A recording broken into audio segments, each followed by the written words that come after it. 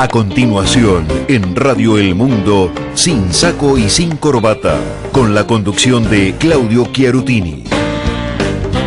2 horas con toda la información política y económica para empezar mucho mejor la semana.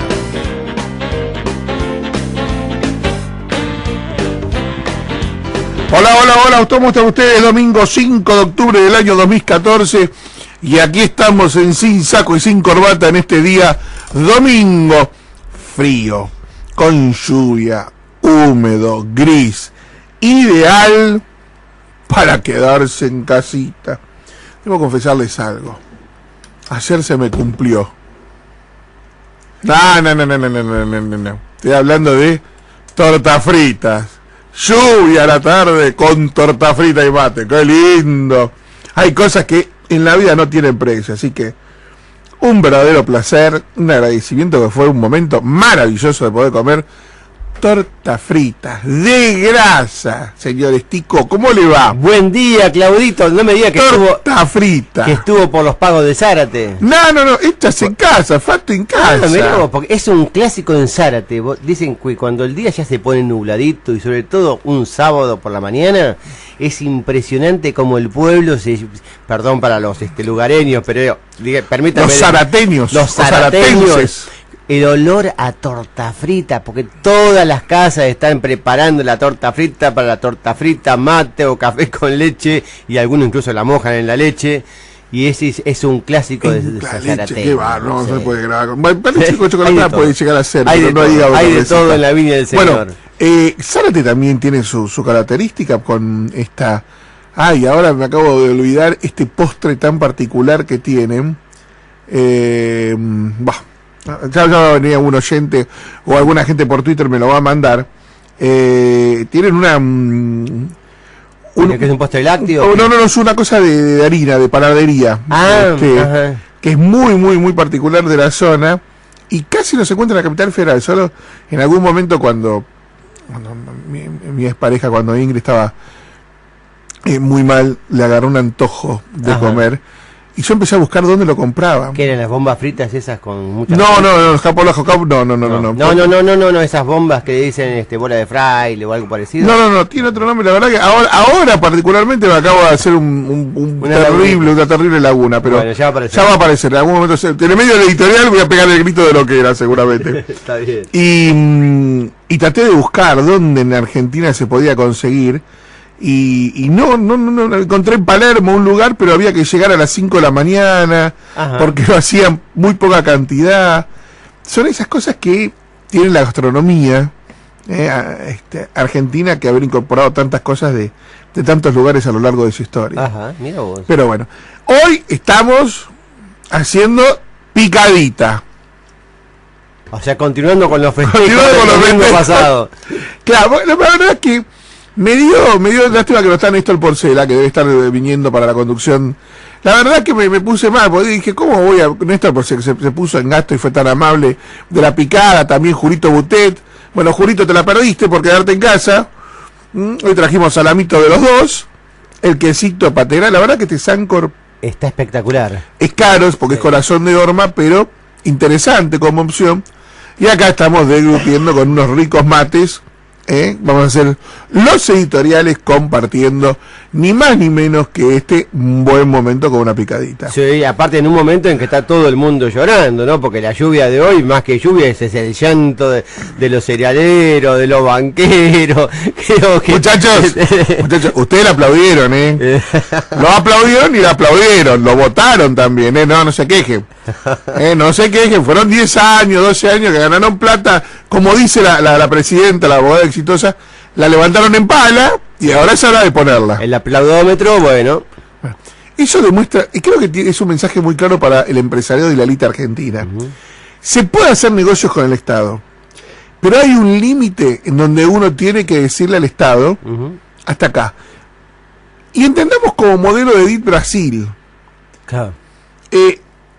Hoy hay elecciones en Brasil, Dilma Rousseff casi seguramente va a salir primera, va a haber segunda vuelta y seguramente Dilma Rousseff salva presidente, salvo que haya algún cambio extraño del electorado brasileño, que no lo podemos descartar. Obvio. Marina Silva, de no existir en las encuestas, por un accidente aéreo, pasa a ser candidata, de pronto se pone a la cabeza de estar tercera, de pronto pasa segunda, de pronto pasa tercera de vuelta, con una Ezio Neves que había desaparecido, de pronto crece. O sea, hay un fenómeno de cambio electoral. Al parecer algo así como 3 de cada 4 o 4 de cada 10 brasileños estaba indeciso ayer al voto, sí. Y 1 de cada 4 creo que estaba por poder cambiar el voto en las próximas horas. O sea que es un electorado muy volátil en este instante. Sí, sí. Bien, nos encontramos ante esta circunstancia. ¿Cómo avanzamos? ¿Cómo seguimos adelante? Bueno, algo sencillo, algo muy sencillo. Brasil tiene un Itamaraty que dio un modelo de país, un Fiespi que lleva adelante un modelo industrial de desarrollo, y por debajo hay un PT que tiene un gobierno que genera la redistribución de la riqueza. Ese acuerdo en Argentina no existe. En Argentina no existe. Hubo acuerdos de las élites con los gobiernos, a veces para hacer negocios, otras veces para hacer negociados, algunas veces para hacer obras de país importantes, otras veces para hacer obras monumentales que nunca en realidad terminaron por servirle a la Argentina. Pero lo que se ha perdido luego de la década del 90, nos guste o no nos guste el modelo de élite y acuerdo con el gobierno, esto me separo de esto si me gustó o no me gustó lo que se hizo. Obvio. El entramado de la relación élite empresaria con el gobierno kirchnerista fue muy perversa. Porque el gobierno decía, yo te doy oportunidades de negocios o de negociados mientras vos me chupes las medias. No me apoyes, me chupes las medias. Y el empresariado chupó las medias a cambio de la rentabilidad. Bien. Lo que nunca entendió que los Kirchner no tienen amigos. Claro. En ese sentido, son lo más maquiavélico desde el punto de vista técnicamente hablando de Niccolò Maquiavelo, son lo más maquiavélico que existe. Te toma, te usa y luego te tira. Exacto. Hoy fuiste, en algún momento fuiste amigo, hoy ya no lo sos. En algún momento fuiste amigo, hoy sos amigo. Sí, y lo curioso del caso, Claudio, lo que hemos visto en la última semana a partir del discurso, no me acuerdo si fue el martes, creo que fue el miércoles de la Presidente, es que justamente ahora la Presidenta ha embestido contra el empresariado, contra la banca nacional. Porque los extranjeros hábiles ya la vieron venir esta. Y entonces no quedaron tan expuestos. Fíjate que cuando empieza a estigmatizar a los bancos, vos ves el listado de a todos los bancos que nombran. Banco Macro es argentino, Banco Mariva es argentino, Patagonia, Banco Patagonia es argentino, tiene algún socio internacional, sí. Pero Patagonia, son de los hermanos Turamir, famosos. Y el Banco Superville es argentino, sí. De la familia Superville, exacto. Que también es argentina, pero de los apellidos. Menciona a un extranjero que obviamente, como no estaba convencido, y aparte porque no tiene mucho para decir, hasta lo pronunció mal, ¿no? Porque el banco brasileño lo mencionó mal. El Banco Itaú. Y ataca a una sociedad de bolsa llamada Balance, claro, que es de la familia Porcel. La familia Porcel es una familia que creó el Banco Liniers Sudamericano y creó en su momento Argencar. Claro. Tarjeta de crédito que hoy tiene otro banco argentino, que es la gente del Banco Comafi. Claro. Don Néstor Porcela, ¿cómo le va? ¿Bien? Bueno, le cuento que acá está su picada, que hemos traído para disfrutar. Así que le pido, por favor, que 2 minutos abandone la cosa y venga acá a compartirla con nosotros. Y el tema es que en esta suerte de querer estigmatizar a los bancos, desconoce que los bancos son intermediarios. O sea, los bancos, si estuvieron haciendo supuestamente estas operaciones que dice la Presidente, lo hicieron por cuenta y orden de sus clientes, no lo hacen con plata propia. Tal vez alguna ficha puede... Sí, siempre ponen una ficha propia. Pero el grueso de los negocios son empresas. Sí. Y muchas empresas vinculadas con el propio gobierno nacional, porque en la necesidad de pagar importaciones que el Banco Central le negaba al venderle las divisas al tipo de cambio oficial, el propio gobierno, el propio Ministerio de Economía le dijo, che, pasá por la puerta de algunos de estos bancos que operan contado con liqui y pagá esas importaciones afuera con tu proveedora si no te cortan el suministro, porque yo no quiero tener conflictos sociales. O sea que es todo un círculo perverso. Sí. Realmente lo que el gobierno nos demuestra, lo que el gobierno nos ha mostrado, es que no importa sobre qué caja Acciona. Necesita, cuando tiene una caja, va sobre cualquiera. Celebra los FJP, pero cuando ahora está vaciando al ANSES. 44.000 millones de pesos le sacó en lo que va del año. No tiene ningún problema de sobre seguridad militar, como hizo en algún momento. O por ahí se tiene que agarrar y meterse en un fondo fiduciario. Ahora va a ir para los bancos. Y diciéndole, muchachos, ya ganaron mucho, ahora es un año de que la pongan. Claro. Es una cosa muy particular. Pero bueno, ellos lo votaron. Exactamente. A ver, nos están diciendo que tenemos oyentes por el tema del plato con la respuesta. A ver si es lo que yo estoy suponiendo. Hola, Claudio, ¿no se referirá a las ensaimadas? Bueno, a lo mejor sí. Eva, chao. El plato, el de dulce, de origen mallorquín, de San Pedro, es la ensaimada. Es muy rica, tiene como una especie de crema pastelera y otras de dulce de leche. Ese es el plato típico mallorquín de San Pedro. Un gran beso y abrazos. Chao, Susana. Bien, Susana, y bien, Eva.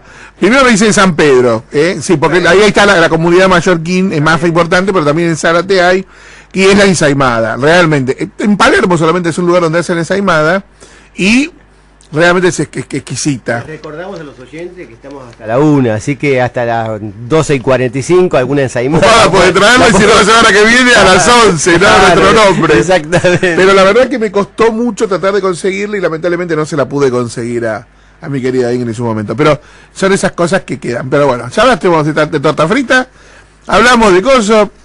¿Qué más podemos decir lo que pasó? Bueno, lo decimos en los editoriales, ¿le parece? Editorial con Claudio Chiarutini. La posibilidad de que Cristina Fernández no pueda completar su mandato fue puesta en la mesa de análisis por la propia presidenta de la Nación. Es un tema que no se puede ignorar, dado que hablar del ataque como defensa, el complot como estrategia con posibilidad de magnicidio incluida, la camporización del gobierno como acción y el despegue del peronismo como efecto no son más que tributarios del escenario que planteó la presidenta de la Nación esta semana. El más simple manual de estrategia sostiene que visibilizar y denunciar un posible escenario lo evita o lo posterga, y al mismo tiempo construye un nuevo escenario y deja un registro para la historia. Y eso es lo que hizo la presidenta de la Nación. Con su denuncia intentó exacerbar la debilidad del gobierno, al tiempo que se dota de herramientas que potencian su poder. Señala culpables para desnudarlos ante la sociedad. Se esfuerza por ganar tiempo y al mismo tiempo busca recuperar masa política perdida, alinear a la tropa, darle un sentido a la lucha y crear una épica para que, en el futuro, si algo le pasa, Cristina Fernández pueda decir: yo se los dije. En su decadencia, Cristina Fernández toma comportamientos de Raúl Ricardo Alfonsín y de Carlos Saúl Menem. Actúa para no terminar como Fernando de la Rúa o Eduardo Duhalde. Así, como hizo Raúl Ricardo Alfonsín con la coordinadora, la presidenta de la Nación se aísla cada vez más y se encierra en la cámpora para manejar los resortes de poder, pese a que sabe que no están preparados para esa tarea. Como hizo Carlos Saúl Menem, la mandataria usa la victimización y la posibilidad de extender su presencia en el gobierno para poder llegar al último día de su gestión con el máximo de cuota de poder posible. ¿Cuáles son los miedos de Cristina Fernández? No quiere terminar como Fernando de la Rúa, abandonando su mandato antes de fecha, pero como el radical ignora los efectos de los errores que está cometiendo en la economía y entregó su suerte a otro superministro de Economía. En el fondo, Axel Kicillof es como Domingo Felipe Cavallo en 2001. Poderoso, pero equivocado en sus diagnósticos y acciones. Mientras que Eduardo Duhalde no puede caer, Eduardo Duhalde no quiere caer por culpa del conflicto social, pese a que las acciones del gobierno llevan a un escenario de ese tipo, y no desea que el kirchnerismo corra la misma suerte que el dualdismo, que se diluyó a fuerza de billeterazos y saltos por conveniencia. Desde que asumió que el proyecto reeleccionista fue sepultado en las urnas en 2011, Cristina Fernández viene develando y diseñando un escenario de caos, debilidad y complots diversos. Por un lado, para tomar sus errores de gestión, pero sobre todo para justificar las acciones que tomará de aquí en más. Ya no será la seducción de la billetera la fuente de la fidelidad. Será el inmenso poder policial del gobierno y la lluvia de carpetazos las que mantendrán controlada, para no decir sometidas, a todos los factores de poder que hay en la sociedad argentina. De allí el ajusticiamiento público de Juan Carlos Fábrega. Fue un leading case de lo que se viene. Para los sindicatos se diseñó la judicialización de la protesta social. Para industriales y empresarios, la nueva ley de abastecimiento. Para los holdouts, la ley de pagos soberanos. Para el campo se vino una nueva Junta Nacional de Granos. Para controlar a la City se intervino el Banco Central. Para asfixiar al mercado cambiario está la UIF y la FIP. Para el peronismo, el presupuesto 2015. Discrecional como pocos en la historia argentina. Pero tener las herramientas para avanzar en la acción policial no implica poder alcanzar los objetivos deseados cuando se diseñó la norma. Ya quedó demostrado con la Ley de Medios y el Grupo Clarín. Pese al inmenso esfuerzo y recursos que usó el gobierno contra el multimedio, el holding presentó su propio plan de encuadramiento conveniente para los intereses de los socios del propio multimedio y lejos de los deseos del gabinete. Que Cristina Fernández avance sobre los factores de poder de la Argentina no implica que los pueda someter. Si por definición estamos en un fin de ciclo, cuya esencia es la debilidad creciente de la presidenta de la Nación, abrir muchos frentes al mismo tiempo pueden acelerar un desenlace no deseado por la sociedad. Hoy, entre el 70 y el 80% de los encuestados quiere que la abogada exitosa termine su mandato y rechazan cualquier tipo de final anticipado, incluso la renuncia. Pocos amigos le queda a Cristina Fernández en la Unión Industrial Argentina y en la Cámara Argentina de la Construcción, dos de las centrales patronales más cercanas al gobierno. La CAME fue reseducida hace pocos días. La indecorosa expulsión de Juan Carlos Fábrega hizo que la Presidenta de la Nación perdiera también las pocas fidelidades que había en el mercado cambiario, bancario y financiero. Las dos CGT han comenzado charlas para volver a reunirse. A los gobernadores se los mantiene atrapados en refinanciaciones de deudas cada 3 meses. Los intendentes están que braman contra la recién creada Secretaría de Acceso al Hábitat, que busca perforar su poder en las villas del conurbano. ¿Qué posibilidades hay de que el gobierno se pueda controlar con tantos frentes abiertos? Pero la construcción discursiva de la Presidenta de la Nación tiene un problema. Salvo a los ultrafieles, ya no convence. Cristina Fernández denunció que podría llegar a matarla a alguien, y nadie, ni en el gobierno, tomaron sus palabras en serio. Lo mismo cuando señaló un posible culpable a los fondos buitres, o a los grupos concentrados locales, o al gobierno de los Estados Unidos. Y el no toquen a Cristina causó gracia.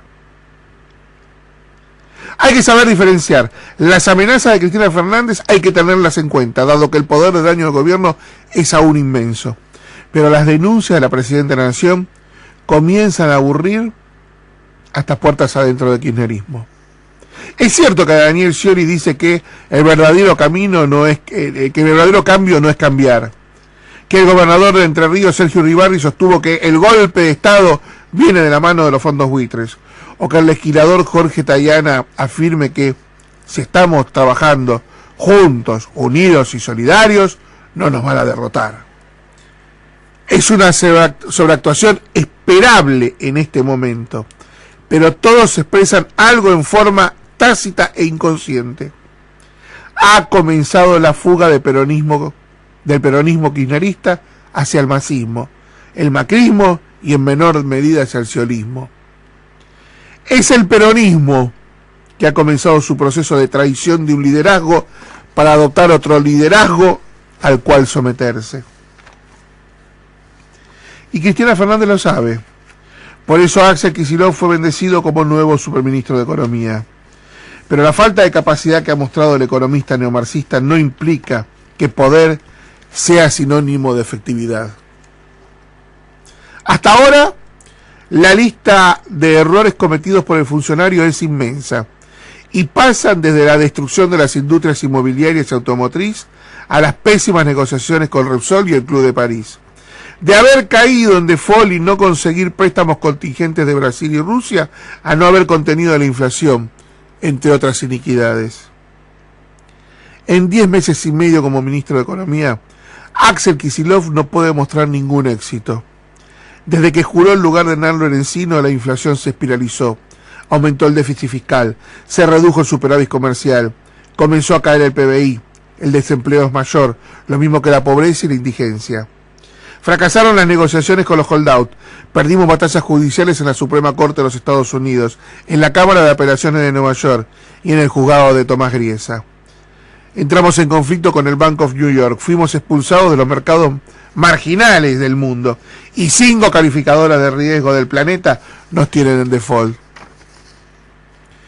Que Axel Kicillof haya colonizado el Banco Central y tenga el control de la Comisión Nacional de Valores no implica que desaparezcan las trabas para que un buen programa económico entre en funcionamiento a pleno, sino que ya no hay más culpables a los que se puedan señalar y que pueda culpar el superministro de Economía por sus errores, por sus fracasos y por sus falacias. Axel Kicillof ya no tiene excusas para no alcanzar sus objetivos. Como Cristina Kirchner, ya no puede seguir señalando a otros por el resultado de las políticas que aplica. Ahora quedó en carne viva el modelo de industrialización nacional con redistribución de la riqueza, como se lo llamó. Por eso los operadores económicos esperan que la crisis sea peor. Axel Kicillof y como Cristina Fernández creen que más intervención del Estado mejora los resultados que se obtienen. Por eso analizan meter mano en los encajes bancarios, crear un CEDIN con garantía de vaca muerta y una nueva Junta Nacional de Granos. Hace meses que el ajuste lo realiza el sector privado, mientras el gobierno no hace el más mínimo ahorro fiscal. Por eso ahora van sobre la rentabilidad del campo, de los bancos, de las empresas. También miran a los que ahorran. Son un fácil blanco. Y el 2001 nos dejó una enseñanza. Cuando se va sobre el bolsillo de la gente, la crisis política se hace crisis social. El caos gana la calle y el poder cambia de dueño. Como ocurrió apenas juró como presidente de la Nación Néstor Kirchner, el enemigo elegido del momento son los bancos. En su discurso en la Casa Rosada, Cristina Fernández los acusó de alentar la fuga de divisas, de trabajar con información privilegiada del Banco Central y de tener acuerdos con el personal de carrera de la entidad para mantener cajoneados 80.000 expedientes por infracciones. Por eso Cristina Fernández dejó que Axel Kicillof tome el control del Banco Central y de la Comisión Nacional de Valores, y que haya colocado un reglamentarista obediente como Alejandro Vanoni en la silla de Juan Carlos Fábrega. Se viene una, llamémosle, negociación con las entidades financieras. Sanciones, intervención, reducción compulsiva de la rentabilidad y carpetazos u obediencia absoluta. El final del blue y el freno a la fuga de divisas. El virtual feriado cambiario del jueves y viernes dejaron en claro que la dolarización de carteras y la fuga de divisas no solo se mantiene, sino que crece. Cristina Fernández, con Axel Kicillof, avanzan hacia una inmensa pulseada contra el mercado, como no se ha visto desde las postrimerías del gobierno de Raúl Ricardo Alfonsín. Y cuando el Estado decide pulsear contra el mercado, ya se puede especular sobre el posible final. 11 horas 31 minutos en la República Argentina. Sin saco y sin corbata. Noticias y comentarios para poder comenzar la semana.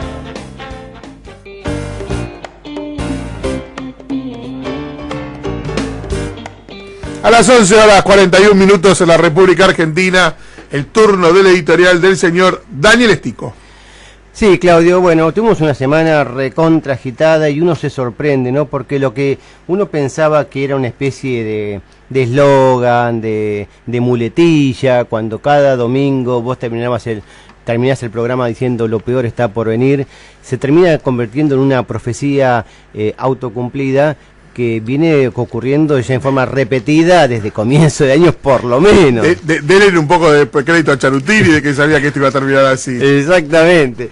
Y obviamente va a seguir ocurriendo esa situación de lo peor está por venir, porque no se ve ninguna intención en el gobierno, sobre todo en la clase política, en la clase dirigente, de cambiar las cosas que han provocado semejante deterioro y que han provocado este cumplimiento de la profecía autocumplida de que lo peor realmente está por venir, cuando todos decíamos lo contrario, porque esto está costando mucha angustia en la sociedad argentina. Hoy acabamos ayer publicábamos en Infobae, después lo vamos a comentar con detalle, el informe de la UCES, en el cual mostraba cómo el empleo joven, los jóvenes se retiran del mercado de trabajo antes de empezar a trabajar. O sea, los jóvenes de 14 a 29 años, esa franja de que están en la búsqueda del primer empleo, se encuentran que este gobierno en los últimos 3 años le ha quitado esas oportunidades, y desde el cepo cambiario a hoy 125.000 jóvenes dejaron de participar en el mercado de trabajo. O sea, la proporción de jóvenes que salen a buscar trabajo es inferior en 125.000 personas de lo que hubiera tenido lugar si se hubiera mantenido esa misma tasa de participación que había hasta, por ejemplo, el segundo trimestre del 2011, o sea, pre-cepo cambiario. Y ahora pasa lo mismo, cambian a un presidente del Banco Central, porque el gobierno, lo vamos a ver mañana, después del resultado del encuentro que el flamante presidente del Banco Central, Alejandro Banoli, va a tener con la banca, tanto privada nacional como extranjera, como la banca cooperativa, y es que se ataca sobre las consecuencias y no sobre las causas del problema. O sea, el Banco Central es cierto que fue funcional a todos los problemas que tenemos en la Argentina, la aceleración de la tasa de inflación, el aumento de la brecha cambiaria, el resurgimiento del blue. Es cierto que ha sido totalmente ineficiente combatir todos esos flagelos, porque no se lo ha propuesto. Desde aquella famosa bajada de Mercedes Marcó del Pon, de la fachada del Banco Central, esta institución no tiene por qué defender el valor de la moneda. Hasta ahí, desde ese momento hasta ahora, la cosa se ha ido deteriorando a pasos agigantados y se vuelven a violar las instituciones, porque recordemos que Juan Carlos Fábrega había sido designado, por supuesto, por la Presidenta de la Nación, pero había sido validado por el Congreso Nacional, de que lo pasó de estar en comisión a estar legítimamente nombrado por un mandato de 6 años.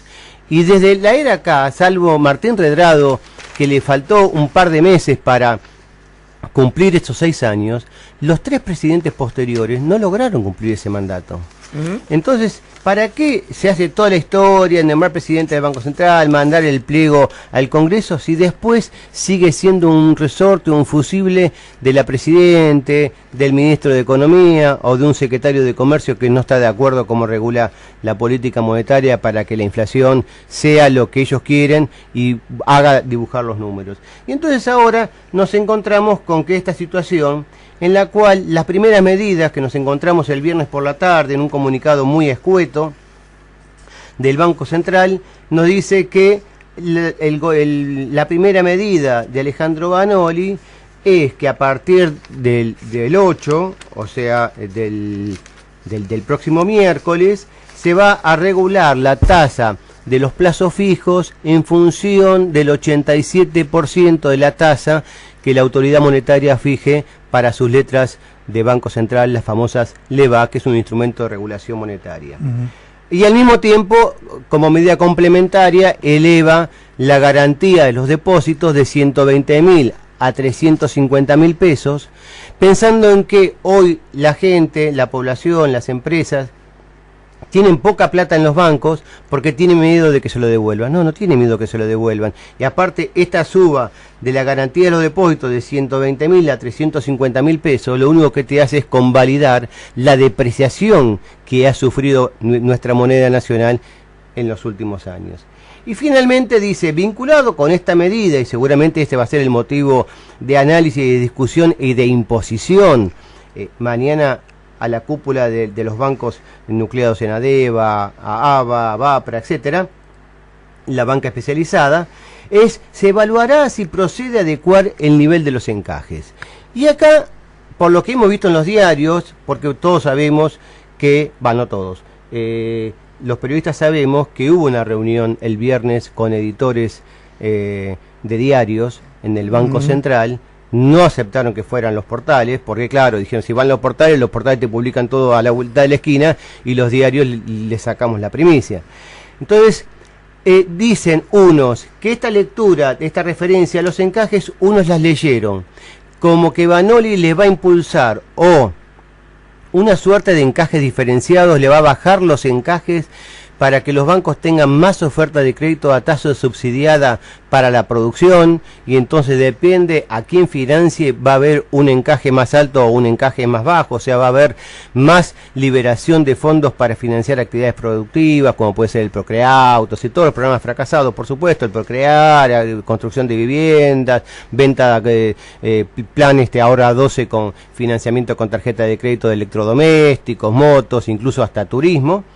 U otros dicen, no, van a subir los encajes justamente porque como el objetivo primario de Vanoli es recrear el ahorro interno y con una tasa de inflación del 40%, ¿quién te va a dejar un depósito a plazo fijo al 20%? Entonces vamos a sacar el excedente de pesos para que la tasa de interés suba a un nivel más cercano a la tasa de inflación, y entonces ahí tentamos a los zorristas. Así que hay una gran contradicción. No sé, mañana se va a develar la incógnita si la medida viene encajes diferenciados hacia la baja, encajes diferenciados hacia el alza, si sube el costo del dinero para combatir el dólar.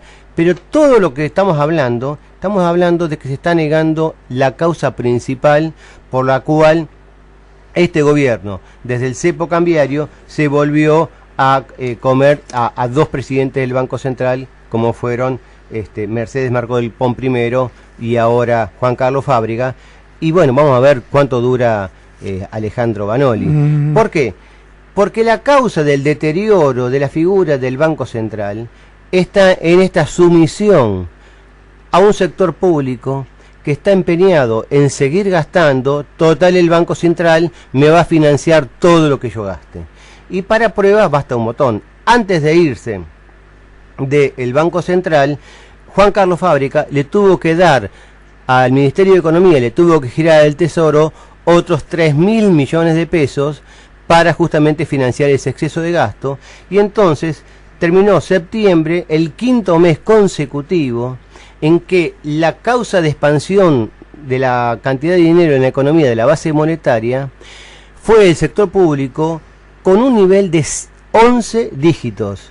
O sea, en septiembre hasta el 25, la autoridad monetaria le giró al Tesoro más de 10.000 millones de pesos. Entonces, la causa por la cual se está devaluando la figura del Banco Central, de la famosa autoridad monetaria, que de acá en Argentina hace años que dejó de ser una autoridad para hacer una clara dependencia, una subsecretaría del Ministerio de Economía, pasa por el tema del déficit fiscal. Entonces, en la medida en que el gobierno no se decida, no llamemos ajuste porque es una palabra que irrita, pero a nivelar las cuentas públicas y decir, si la recaudación está creciendo a un ritmo del 31% como creció en septiembre, los gastos no pueden crecer como mínimo más del 31%. Entonces a mí me aterra, me inquieta cuando todavía vemos en los análisis de muchos economistas que el gran problema de la Argentina no es tanto el déficit fiscal, porque según hoy comenta Lucas Lach en La Nación, La Argentina, en un ranking de 180 países, está en un puesto 120 en nivel de déficit fiscal. O sea que no está entre los países que tienen más déficit fiscal, sino que el problema de la Argentina está en que, a diferencia de esos 119 países que están compartiendo con la Argentina ese nivel de déficit fiscal, lo financian con endeudamiento y no con emisión. Entonces dice, todo esto se puede solucionar si la Argentina arregla con los holdouts, se amiga con los mercados, vuelve al mercado de deuda y, como diría un joven prócer, San se acabó. Acá la historia no pasa por ahí, al contrario, yo creo que hoy en la coyuntura permitir que el gobierno vuelva al mercado de deuda significaría fogonear aún más la carrera del gasto público, más de cara a un año electoral, con lo cual los problemas se potenciarían lejos de disiparse. Por lo tanto, el tema acá no pasa por endeudamiento sí, endeudamiento no, la forma de financiamiento del déficit, sino, señores, en la Argentina pasa por empezar a ordenar las cuentas, porque el déficit fiscal de la Argentina, hoy, los datos proyectados del último dato conocido de julio, y estoy seguro que agosto y septiembre fueron peores, te está proyectando un déficit fiscal bien medido de casi 6 puntos del PBI. Y yo lo desafío a Lucas Lach que me diga cuántos países en el mundo tienen un superávit, un déficit fiscal de más o del orden de los 5 a 6 puntos del PBI. Y yo creo que ahí subimos rápidamente a los primeros puestos en el mundo, como estamos en los primeros puestos en el mundo en tasa de inflación, como estamos en los primeros puestos en el mundo en caída de la actividad económica como la que tiene la Argentina hoy. La industria automotriz, lo vamos a comentar luego, volvió a caer más del casi 19% septiembre contra septiembre. ¿Cuántos países proveedores de alimentos están cayendo como cae la Argentina? Entonces digo, me parece que se vuelven a equivocar, que el problema no está en el Banco Central, sino que el problema está en el Ministerio de Economía. Mientras la Presidenta siga negando esta realidad, le siga dando crédito a que se puede ir contra los mercados, a que se puede avanzar con las regulaciones, que se pueda seguir comprimiendo el accionar de las empresas privadas, lo que vamos a ver es que ese ajuste que se resiste a hacer el sector público se va a tener que potenciar aún más en el sector privado, con la consecuencia que decíamos al principio: destrucción de empleo, pérdida de oportunidades laborales, aumento del déficit fiscal, caída de las reservas, aumento de la inflación. Fue el comentario del señor Daniel Estico. Sin saco y sin corbata. Una forma de ver, contar y analizar la realidad.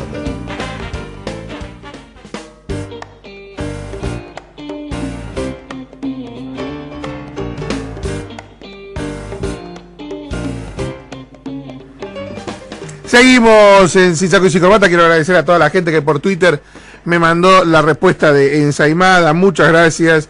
La verdad que fueron con más de 10 personas, así que bueno, no puedo mencionarlos a todos, pero bueno, también nos están siguiendo mucho. Malcolm Gómez dice: los quiero mucho, Sin Saco, Claudio, Daniel Estico, que vieron venir lo obvio, como debe ser, mientras pasaba, no como otros. Bueno, es lo que pasa que uno... A ver, don Malcolm querido,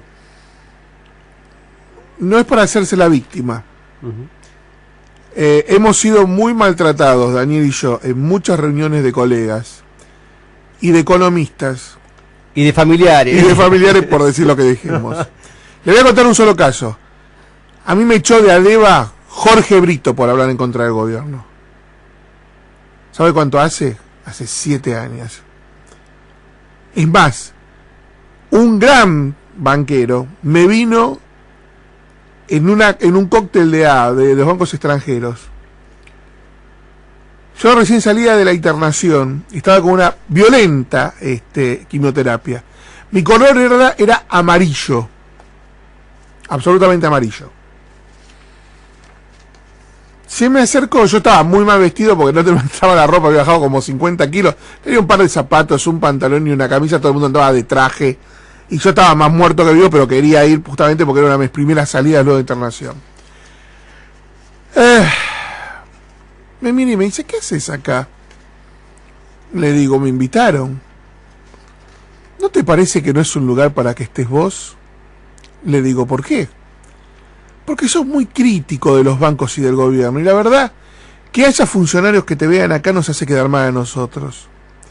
Le digo, bueno, haga una cosa, no me inviten. Ahí está el director ejecutivo de la asociación, que venga el director ejecutivo de la asociación y me pida que me retire. No tengo ningún problema, pero no le voy a hacer caso a usted. Usted tendrá mucha plata, pero en realidad estos sándwiches de miga lo pagan entre muchos. Y entre los muchos que lo pagan hay gente amiga.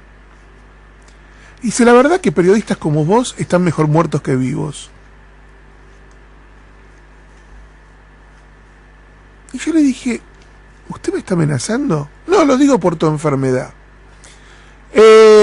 Posteriormente enfermó él. Posteriormente enfermó y quiso vender su banco. Luego se separó. La vida no le fue muy feliz en algunas cosas. Pero esas cosas que uno no ha contado hasta ahora, las tuvimos que vivir durante estos años. No solo que nos corrieran con auspiciantes, que nos tuviéramos que ver en secreto con gente, que tuviéramos que crear casillas de mail falsas para poder intercambiar mail. Entonces, claro, uno dice, lo anticipamos, nos tomaban el pelo. El año pasado, Daniel, se rieron cuando nosotros decíamos que el PBI iba a caer y que era una falacia lo que decían de que el segundo semestre de la economía argentina iba a crecer. Lo decía, vos me acuerdo que yo me peleé con vos en la camioneta, sí, porque vos decías que venía una caída mayor y yo decía que era menor. Pero los dos estábamos de acuerdo que íbamos para abajo. Exacto. Y hace que si no prometía, en discurso público, el segundo semestre del 2014 va a ser de crecimiento del PBI. Exacto. Sí. Después de todo eso, como a nadie le van a hacer ningún monumento, a nadie le van a hacer un agradecimiento público, porque uno es el laburo que hace como profesional. Fuimos serios antes, fuimos serios ahora, estamos serios ahora y esperamos ser serios en el futuro. Nada más que tener memoria, punto. Es tener memoria. No, y aparte que estos pronósticos no son deseos nuestros, nosotros lo que hacemos es leer la realidad, claro, leer los números, lo que hacen mucho, porque a mí a veces me corren, no, porque tal o cual periodista, porque tal o cual periodista dice tal otra cosa, tal economista dice tal o tal cual cosa.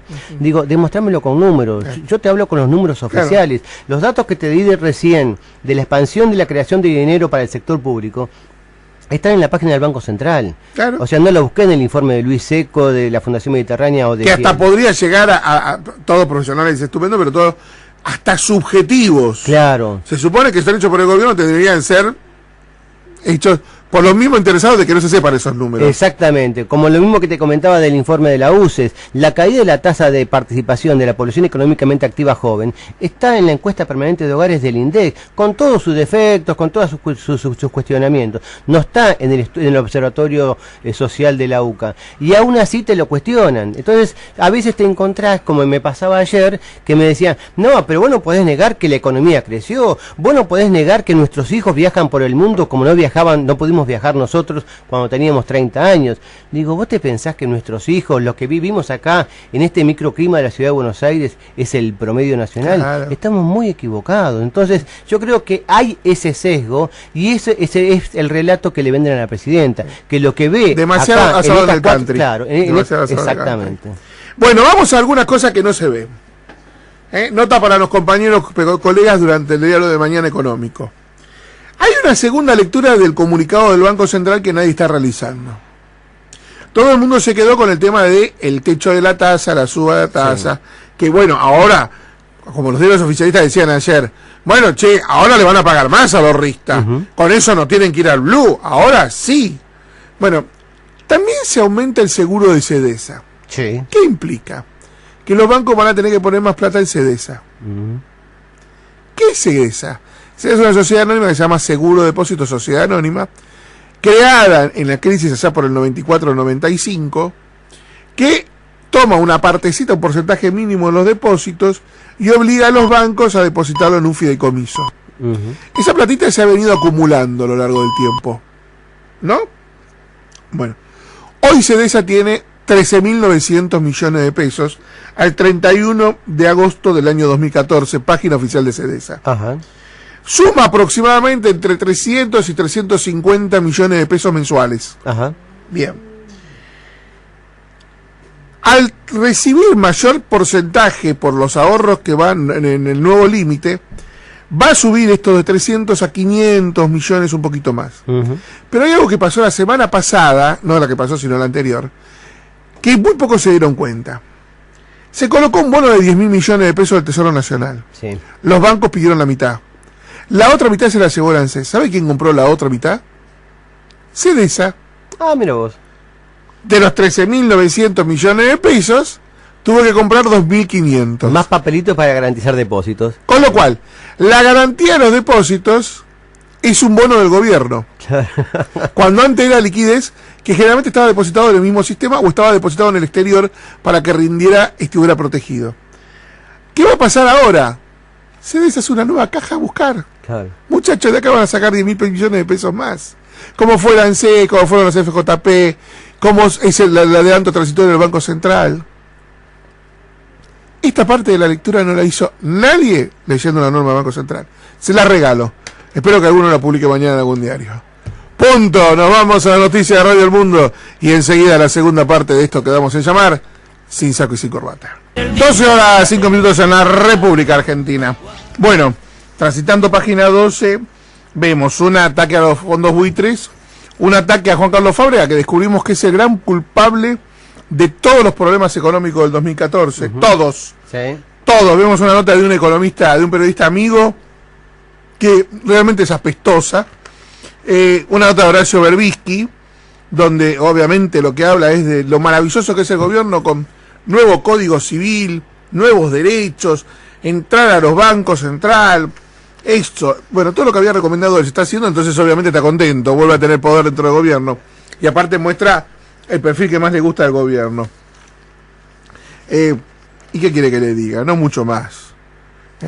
Y después tenemos adelanto de libros, uno de Chantal Mouffe y por el otro de la Clau. O sea, la verdad que está muy K el diario, y una nota a Diego Morales del CEL. O sea, más kirchnerista, página 12, no sé, tendría que publicar los discursos textuales de Cristina.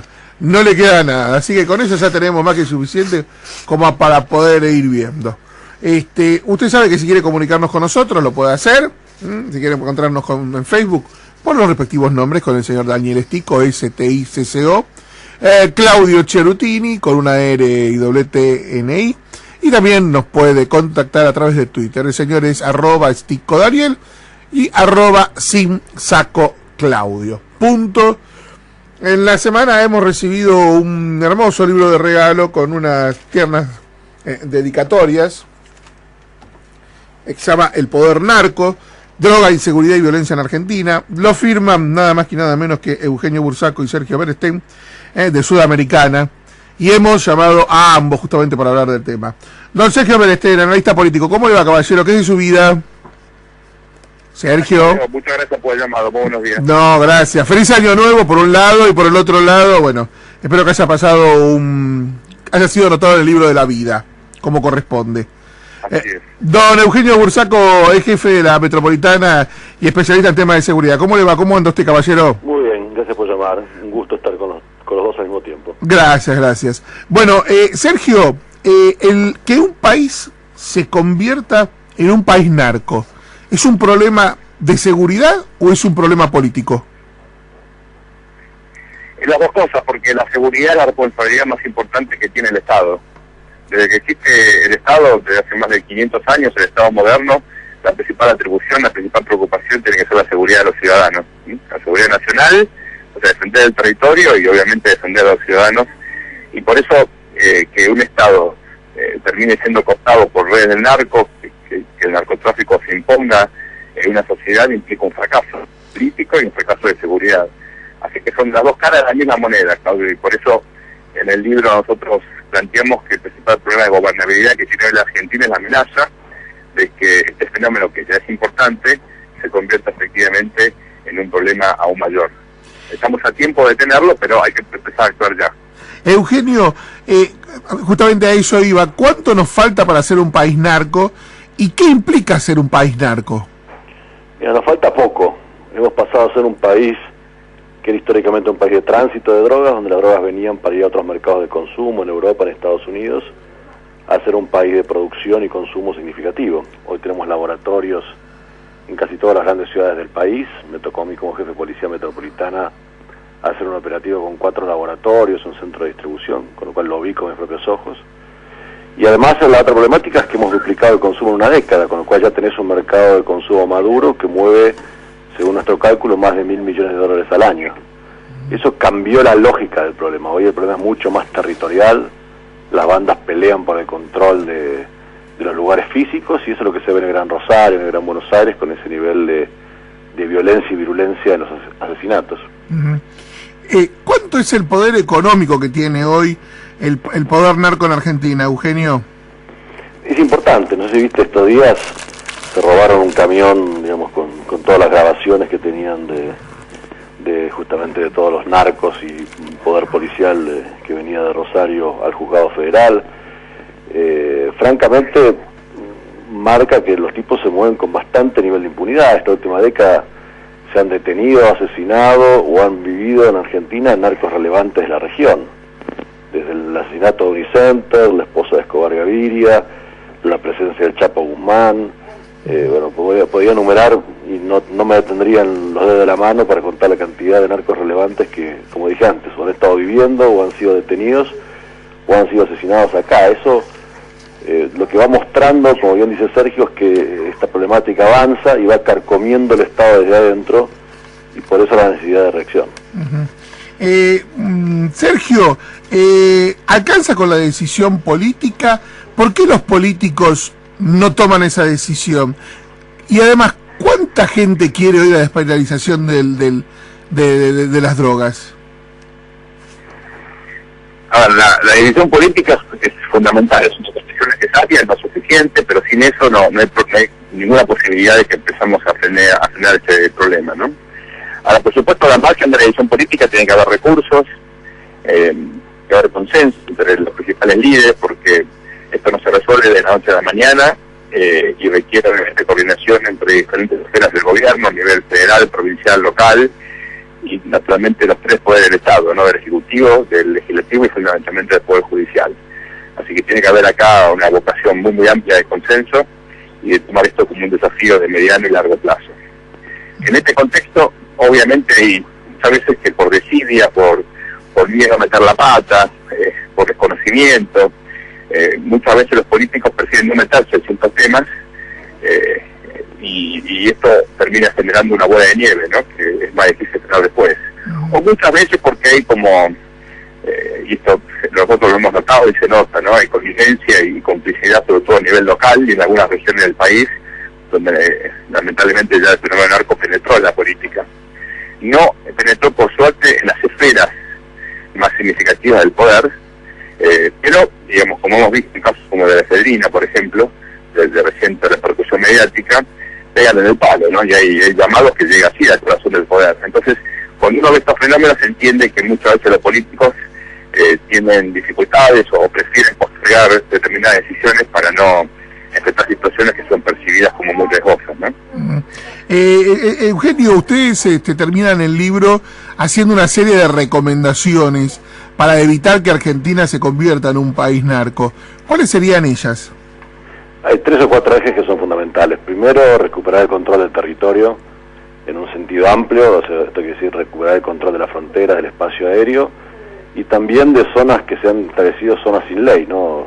Zonas de las ciudades donde quienes gobiernan y manejan la vida diaria de las personas son las organizaciones criminales. Los sociólogos llaman este proceso favelización, y creo que tenemos que apuntar a que el territorio sea ocupado por el Estado íntegramente, no solo en materia de seguridad, en materia de desarrollo social, de presencia permanente del Estado. Cuando el Estado abandona el territorio, lo ocupan las bandas. También lo otro que hay que hacer es reorganizar el sistema de seguridad interior.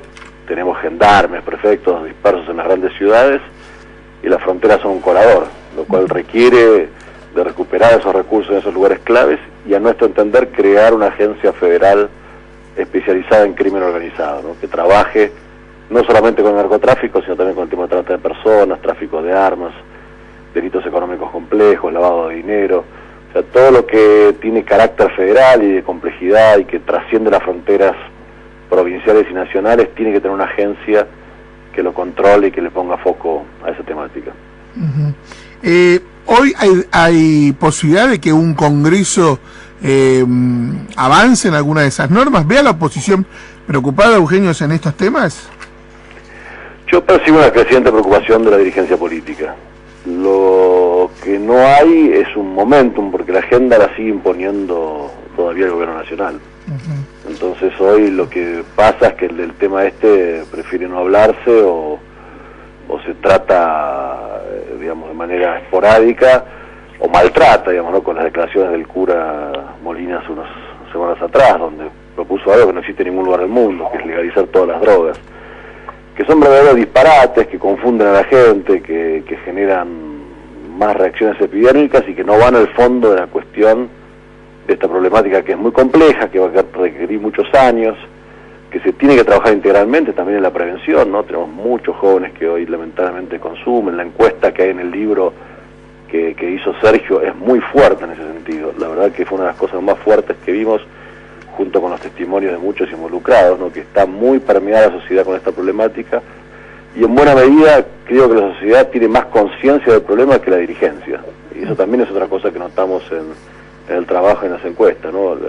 La gente está más podrida, lo vive más cercana a ella en el día a día, y todavía la dirigencia que como que corre de atrás al problema.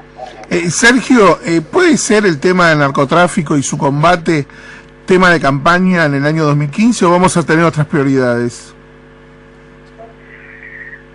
Es demasiado pronto para saber cómo llegamos a la campaña en sí misma, Claudio, pero indudablemente los temas económicos están ganando espacio, aunque la seguridad, como ocurre en Argentina hace más de 10 años, sigue siendo la prioridad.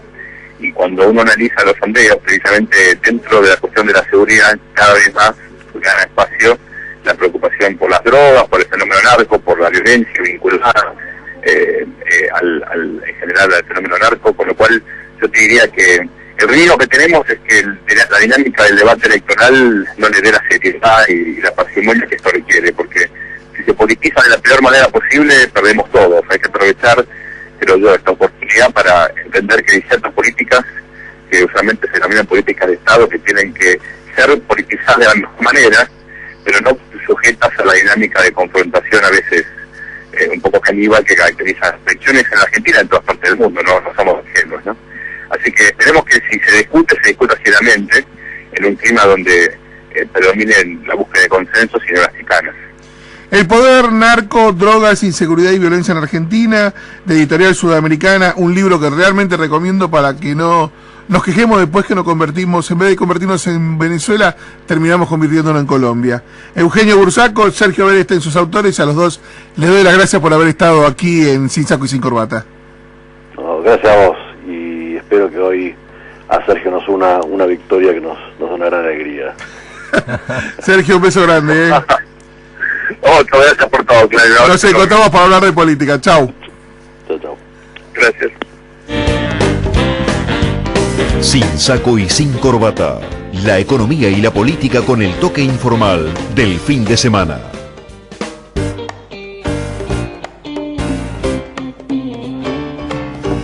12 horas 17 minutos en la República Argentina. El mediodía. No, se nos pasó el mediodía.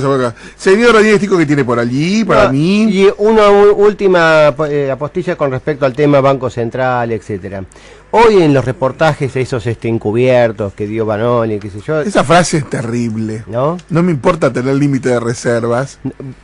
Implica que el fondo del mar de los sargazos es nuestro futuro. Exactamente. Y el otro tema es que, bueno, hay que aguantar de estas 2 semanas porque después vienen la liquidación de las cosechas. Estimamos que van a entrar 6.000 millones de dólares. Te cuento por qué dice eso. Sí. Hace 3 semanas Fábrega venía teniendo reuniones con las cerealeras y con Axel Kicillof. Sí.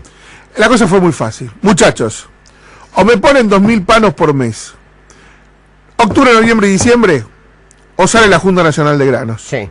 Listo. Así fue la negociación. Sale la Junta Nacional. Dicen los que dicen, no va a salir. Dicen los que dicen que saben que las cerealeras dijeron, bárbaro, la ponemos. Va a ser o en concepto de retenciones o concepto de adelanto de retenciones. Atención con esta frase.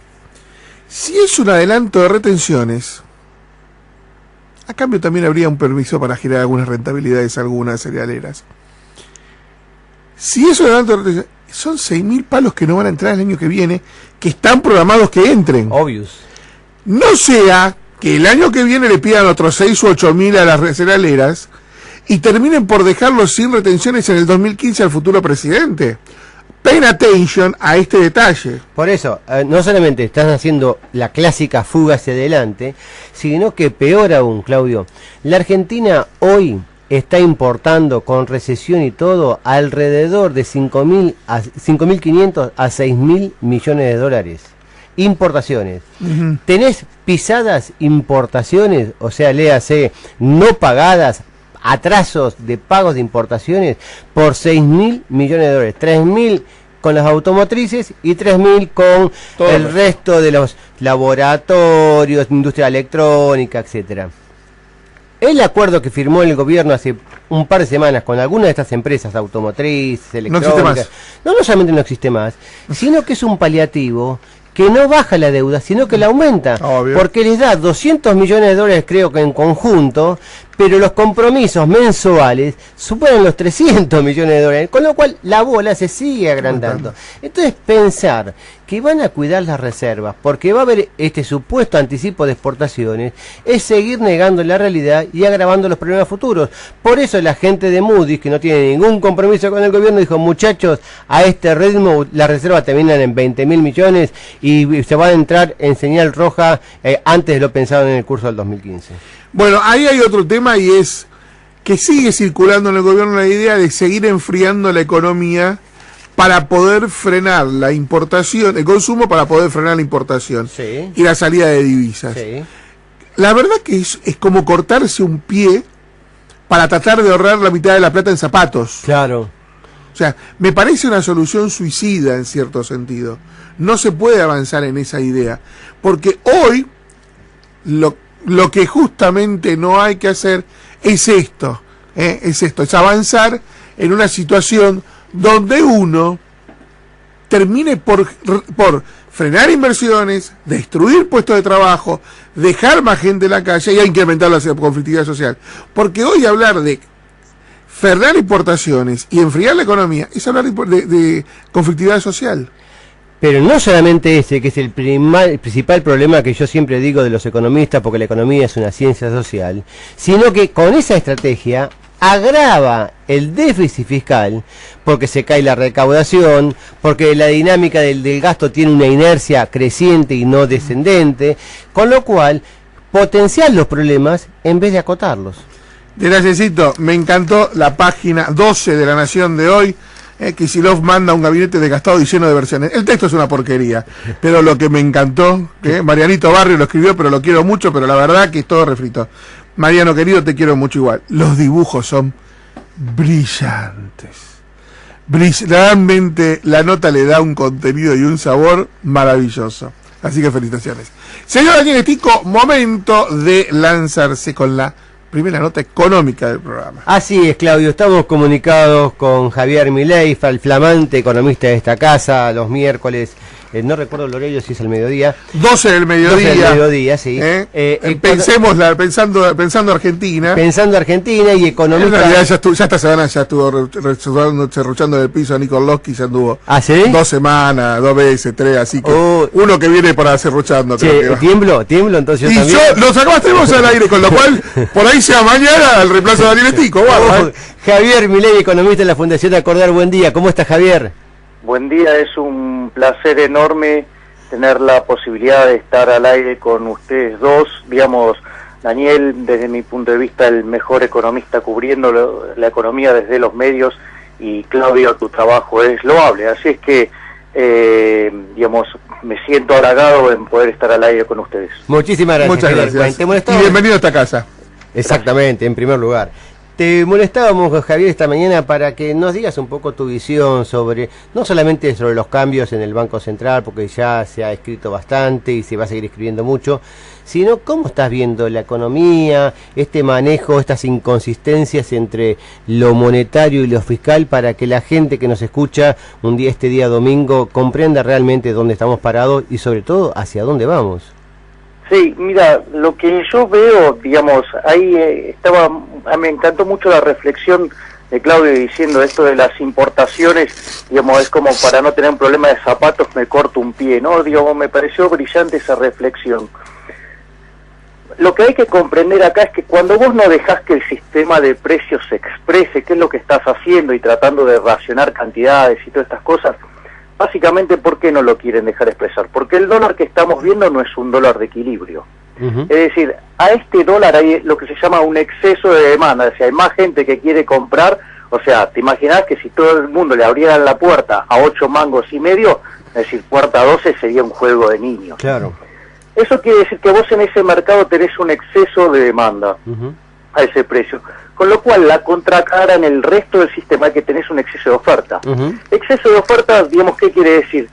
Que tenés la producción cayendo, que tenés el empleo cayendo y que tenés aumentando el desempleo. Correcto. Por lo tanto, en la medida que, digamos, el gobierno siga exacerbando el déficit fiscal, sigue tirando pesos a la calle, digamos, lo que va a terminar haciendo, como el sistema de precios no lo dejan expresar, lo que vas a terminar haciendo es agravando el problema de caída de actividad, de empleo, ¿sí? Y caída de salarios reales, con lo cual, digamos, empezás a generar una olla de presión, no solo por el lado, digamos, de la actividad, sino que esto también es muy bueno, tu reflexión, Daniel, que hiciste recién, es el equilibrio social emergente. Claro. Es decir, este gobierno cree que haciendo política fiscal expansiva, populista, digamos, cree que esto es Papá Noel y los Reyes Magos todos juntos. Y eso no es cierto. Es decir, ese tipo de política lo que va a llevar es a una situación mucho más dolorosa en lo social. Al menos eso desde mi punto de vista. Ahora, vos que sos un estudioso de la historia económica de la Argentina, pero también sos un amplio conocedor de economía mundial, y como yo tuviste la suerte de participar de la conferencia anual de Fiel, en el cual estuvo Sebastián Edwards. Sebastián Edwards mostraba que en el mundo no hay experiencia de populismos exitosos, que terminen bien, y que si la Argentina en el corto plazo no hace un cambio, la vamos a pasar más fea de lo que estamos ahora. ¿Por qué te parece que se insiste con esta estrategia y que vamos justamente hacia un canal en el que lo lleva al precipicio y no queremos cambiar? Mira, ahí hay dos cuestiones. Yo te diría que hay una de índole fáctica, en cuanto hay un evento que dispara los procesos populistas, y eso fue muy interesante, el argumento de Sebastián Edwards. Y el otro es por qué a los argentinos nos gusta esto, que ya es otro problema. Claro. El primero es, cada vez que vienen estos procesos populistas, siempre vienen atrás de una crisis. Es decir, este proceso populista que estamos viviendo hoy es un emergente de la crisis que tuvimos entre 2001 y 2002. ¿Sí? Entonces, de hecho, cuando vos, después de que el sistema, porque el sistema se termina expresando como una llamarada inflacionaria, donde vos tenías una inconsistencia entre la política monetaria, fiscal y cambiaria, entonces el sistema ¿cómo limpia toda la porquería que generó? Con una llamarada inflacionaria que, digamos, en lo cambiario ya ve como estos fenómenos de desbordamiento tipo de cambio, o overshooting, que lo que hacen es una llamarada inflacionaria para licuar el gasto público. Claro. Hasta que te recomponga el equilibrio de la economía. Ese es el eje central. Entonces, cuando vos te encontrás en una situación como la que se encontró Néstor Kirchner en el 2003, vos qué era lo que tenías. Tenías superávit fiscal, tenías superávit de la cuenta corriente, tenías un output gap enorme, o sea, tenías una capacidad de producir sin invertir enorme, ¿sí? Y alto desempleo. En ese contexto, ¿qué es lo que pasa? Cuando vos le das rosca a la demanda agregada, tenés mucho efecto en actividad y empleo y poco efecto en precios. Exacto. ¿Por qué? Porque la economía tiene una capacidad ociosa enorme, y eso es lo que se llama la primera etapa del populismo. O sea, la segunda etapa del populismo es cuando los efectos sobre actividad suelen ser mucho más modestos, ¿sí? Y son más fuertes sobre los precios. Y en la tercera etapa es donde aparecen los estrangulamientos, que te empiezan a faltar divisas, claro, que ya no empezás a generar empleo, digamos, entonces tenés que agudizar los controles y todas estas cosas. Y la cuarta es un plan de estabilización, ¿sí? Porque inexorablemente la crisis viene, todos los programas populistas terminan en una crisis. Claro. Entonces, La duración entre el periodo 1 y 3 depende crucialmente, pero crucialmente, de lo que te sucede en los términos de intercambio. Claro. Entonces, si vos los términos de intercambio no se modificaron, y a los 4 o 5 años tenés un problema grande. O sea, recordemos a los oyentes, ¿no? Los términos de intercambio es la relación entre los precios de los productos que la Argentina vende al mundo respecto a los precios de los productos que la Argentina le compra al resto del mundo. Exactamente. Entonces, digamos, cuando vos, por ejemplo, mirás el producto emblemático, la soja, y ¿sabés qué? Si la soja se fuera a $800, este programa no estalla. No, al contrario. No, sí. obvio. Claro. Tenemos Cristina Fernández hasta el 2064. Seguimos con la ilusión monetaria, claramente. Claro, exactamente. Entonces, eso es un elemento no trivial, y esto que también además plantea lo que es el cuadro del año que viene. ¿Por qué? Porque el año que viene se dan varias situaciones. Y supongamos que llegamos a fin de año, ¿no? No olvidemos que de acá a fin de año tenemos un faltante de $8.000 millones piso, y se está viniendo una emisión monetaria en lo que queda del año de 110.000 millones de pesos, con lo cual, digamos, nos están faltando dólares y están sobrando un montón de pesos. Claro. Pero supongamos que llegamos, ¿no? ¿Cómo sería el escenario del año que viene? El escenario del año que viene es que con la caída de la soja que estamos teniendo, vamos a perder 10.000 millones de dólares de exportaciones. Esto significa que la balanza comercial, de ser positiva en 5.000 millones, vamos a negativo de 5.000. Tenemos caídas de vencimiento de deuda del sector privado por 12.000, del sector público por 12.500. Y tenemos 4.500 del sector privado, con lo cual, digamos, eso da 17 y los 5, 22.000 millones, suponiendo que la cuenta de servicios, o sea que nadie se va de turismo ni a hacer cosas en el exterior y que no se paga ninguna deuda adicional a las que están contempladas en la cuenta anterior, ¿sí? Y que además la gente no atesora plata. No, claro. En un contexto además donde Brasil tampoco empuja a favor y donde es de esperar que empiece a haber alguna señal de la Reserva Federal que en algún momento esta fiesta monetaria se acaba. Claro, Estados Unidos acaba de comunicar que tuvo el menor desempleo en 5 años, ¿no? Claro, entonces, sí, pero viste que ahora tenemos una Keynesian en la Reserva Federal, una keynesiana, sí, que es Yellen, de hecho fue alumna de James Tobin, entonces todas las medidas preventivas que tenía Bernanke, ¿no? Las flexibilizó un poco, pero aún así, en algún momento el relajamiento monetario tiene que terminar, y no es que vos, o sea, la fiesta en el mercado se termina el día que arrancó el fin del relajamiento. No, claro. Es decir, cuando empiecen a anunciar que se desarma, o sea, el mercado no come vidrio, entonces lo que va a hacer es anticipar ese efecto y lo vas a sentir más rápido. Con lo cual, yo lo que veo es una situación en el plano externo empeorando, y veo una situación fiscal que si no se corrige, o sea, de déficit de 6 puntos del PBI de este año vamos a 8, porque la cuenta del sector externo cada vez es peor. Claro.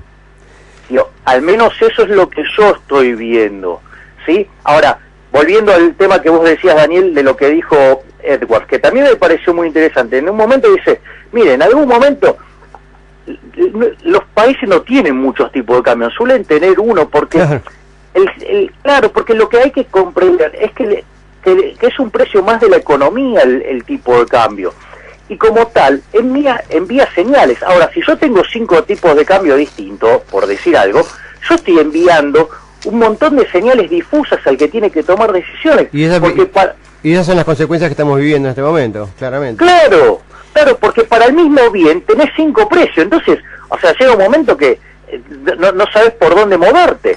Entonces, lo que dice, bueno, que avance por lo menos hasta para facilitar el ingreso de dólares en un desdoblamiento de hecho, pero formal, ¿no? Quiero decir, y que así te ingresen dólares por lo menos del lado financiero y te baja la presión. En el mientras tanto, si no modificaras la política monetaria que venía de Fábrega, sí, porque esto es muy interesante. Fábrega tomó conciencia de los problemas con la demanda de dinero y en lo que va del año emitió 1/10 de lo que se emitió en el año anterior. Claro. Pero aún así no quitó todo el faltante. Javier, estamos desbordados de tiempo, pero creo que ha sido muy claro. Así que no sé si querés rematar la idea en 2 palabras. Mira, yo digamos, creo que hay que mirar 2 cosas. Hay que seguir muy de cerca la cuestión monetaria, ¿sí? Digamos, no se le puede estar tirando dinero a gente que ya lo repudia, y hay que bajar, digamos, por un lado, esa presión monetaria, que hasta ahora el Banco Central lo venía haciendo bien. Por otro lado, hay que normalizar la cuestión fiscal y hacer un desdoblamiento del tipo de cambio con una promesa de corregirlo a futuro en la medida que se cierre el money overhang y que se cierre la cuestión fiscal. Javier Milei, economista de la Fundación Acordar, gracias por esto. Es un gran placer haber estado este momento con ustedes. Un gran abrazo. Hasta luego, gracias. Hasta luego, muchachos. A las 12:38 en la República Argentina, el momento del señor Julio Butet. Caballero, ¿cómo le va? ¿Cómo anda? ¿Qué tal? Buen día, Claudio. ¿Cómo andás? ¿Bien? Bien, querido. Hemos dado, como corresponde, el gusto de comernos el salamito que usted trajo en una picada que improvisamos en el día de hoy. Así que muy rico. Muchas gracias y felicitaciones. Bueno, muy bien. Y a propósito del auspicio que escuchábamos del IPCBA, les comento que estuvimos este jueves en el seminario que dio el Instituto en Corrientes, realmente muy interesante, en un marco de gente muy importante, con, como decía el auspicio, dando técnicas y realmente soluciones para los productores del NEA, que han tenido, como tuvo la ganadería en los últimos años en la República Argentina, muchísimos vaivenes, primero en el centro del país, corriendo mucho la frontera ganadera y desplazando hacia el norte a la ganadería porque convenía sembrar soja. Ahora, con el tema de la caída del precio de la soja, muchos productores volviendo en el centro del país a la ganadería, pero eso no quiere decir que del norte la ganadería se vaya a ir. Se ha incorporado muy buena genética y en este marco hay muchas provincias produciendo más, como por ejemplo el caso de Misiones, que está tratando de llegar al autoabastecimiento de carne, un aumento muy importante de la producción en las provincias de Chaco, de Corrientes, de Entre Ríos también, y bueno, por eso en este marco se dio este seminario, porque cuando viene el crecimiento grande de producción, también vienen otras cuestiones como la sanidad, el mejoramiento de las razas, el mejoramiento en la eficiencia también, por eso algunos de los disertantes también charlaban sobre el aumento de la producción de pasturas para poder alimentar ese ganado. Un seminario realmente muy interesante que pueden revivir todos, por supuesto en la página del instituto www.ipcba.org.ar, ahí pueden entrar y revivir esta jornada que ha sido realmente muy interesante.